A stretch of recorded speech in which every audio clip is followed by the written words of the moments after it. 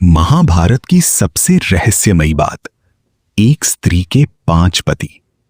दुनिया ने हमेशा द्रौपदी को गलत समझा, लेकिन क्या आप जानते हैं, इसके पीछे था एक श्राप, एक वरदान और भगवान शिव की एक अनोखी लीला।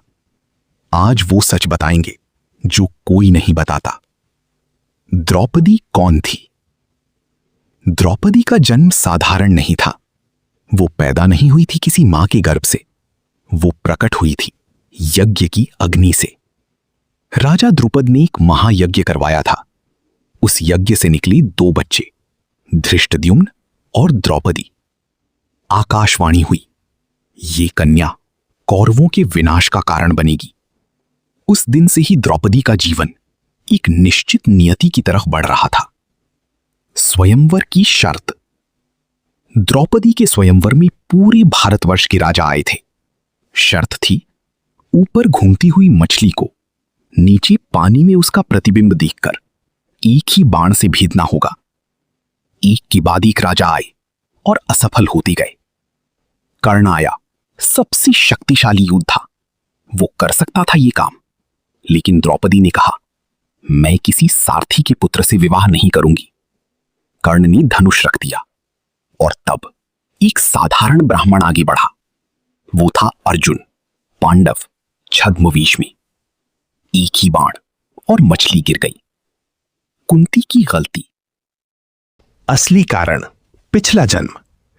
लेकिन क्या यह सब सिर्फ एक गलती थी?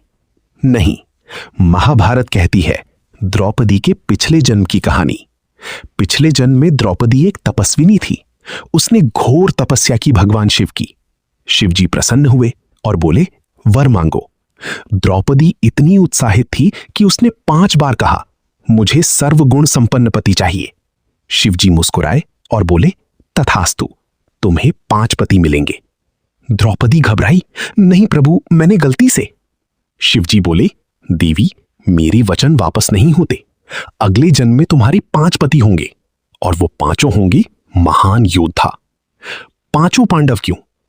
और वो 5 महान योद्धा थे, युधिष्ठिर, धर्म के अवतार, भीम, शक्ति के प्रतीक, अर्जुन, श्रेष्ठ धनुर्धर, नकुल, सौंदर्य और कला की धनी, सहदेव, ज्ञान और भविष्य की ज्ञाता।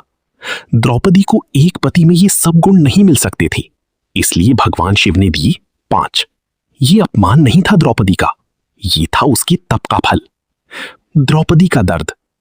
लेकिन इतने महान पतियों की होते हुए भी द्रौपदी का जीवन था सबसे कठिन। जुए में हार गए उसे उसके 5 पति। भरी सभा में अपमान हुआ। 5 महान योद्धा सिर झुकाए बैठे रहे। उस दिन द्रौपदी ने एक ही को पुकारा, हे केशव, हे द्वारकाधीश। और कृष्ण आए, क्योंकि जब सब छोड़ दें तब भगवान नहीं छोड़ते। द्रौपदी की कहानी हमें सिखाती है, जीवन में जो भी होता है वो किसी ना किसी कारण से होता है। भगवान की हर लीला में एक गहरा अर्थ छुपा होता है। अगर ये कहानी आपके दिल को छू गई तो सब्सक्राइब करें, क्योंकि ऐसी और अनसुनी कहानियां हर हफ्ते आती रहेंगी।